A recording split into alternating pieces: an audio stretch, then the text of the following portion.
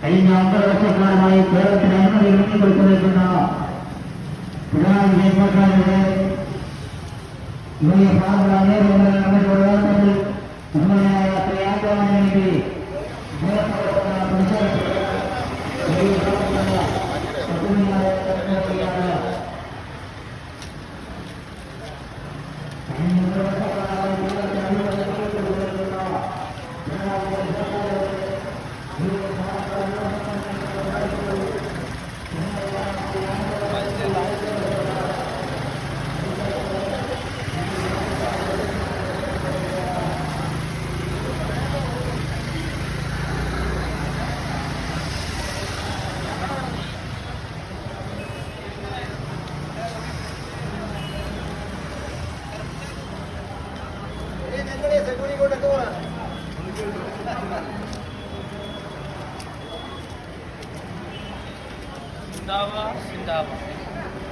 രതീശനെ കാണാനില്ലല്ലോ.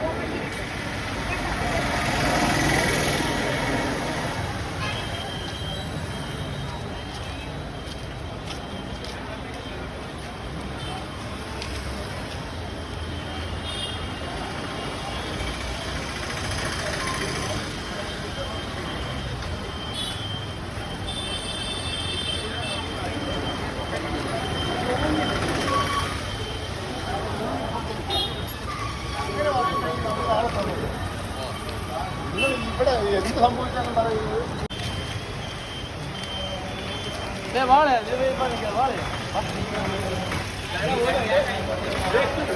എല്ലാ ആനുകൂല്യങ്ങളും അവരും ചേർന്ന് തടഞ്ഞു വെക്കുക. ഇവിടെ ജനങ്ങളിന്ന് ജീവിക്കാൻ വേണ്ടി പ്രയാസപ്പെടുന്ന ഒരു കാഴ്ചയാണ് നമ്മൾ കാണുന്നത്. ലക്ഷക്കണക്കിന് കോടി രൂപ കടം വാങ്ങി ധൂർത്തടിക്കുക. ഉമ്മൻചാണ്ടിയുടെ ഗവൺമെന്റ് അധികാരം ഒഴിയുമ്പോൾ 9 വർഷം മുമ്പ്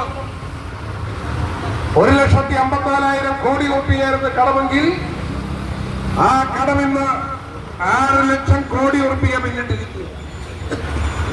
ഈ കടം എന്തിനു വാങ്ങി, എവിടെ ചെലവഴിച്ചു എന്നുള്ളതിന് കണക്കുകളുണ്ടോ?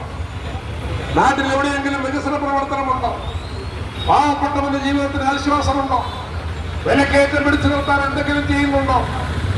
പെൻഷനുകൾ കൊടുക്കുന്നുണ്ടോ? പാവപ്പെട്ട ആശാപ്രവർത്തകർ അവരുടെ സമരം 100 ദിവസം പിന്നിട്ടിരിക്കുക.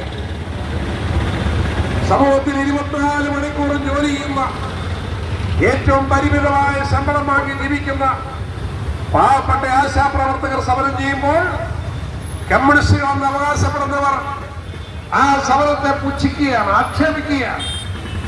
ആശാവർക്കരെ സമൂഹത്തിലെ ഏറ്റവും കൊള്ളരാത്തവരായി ആക്ഷേപിക്കുകയാണ്. സമരങ്ങളിലൂടെ വളർന്നു വന്ന ഒരു സംഘടന കമ്മ്യൂണിസ്റ്റ് പ്രസ്ഥാനം